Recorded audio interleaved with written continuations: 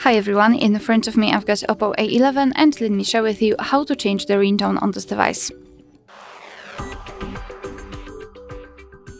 So let's start with opening the settings, and here we have to scroll and find sound and vibration. Then let's scroll down and enter the ringtone section, give all the permissions it needs, and here we've got the list of pre-installed ringtones from which we can choose. At the top we've got the option select from files, which means that if you've got something, for example, downloaded, then you will be able to choose it and set it as a ringtone. So in order to listen how the particular ringtone sounds, you have to simply tap on it. So let me choose the night, and as you can see, you can check whether you like the ringtone or not.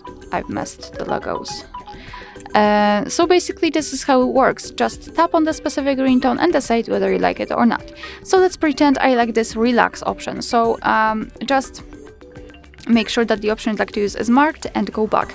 We do not have any kind of information here which ringtone we've got set, but after entering the ringtone again, we can see that our ringtone is marked, which means that it has been set successfully, and from now on your device will use the chosen ringtone to notify about the incoming call. Alright, so that will be all. Thank you so much for watching. Please hit the subscribe button and leave the thumbs up.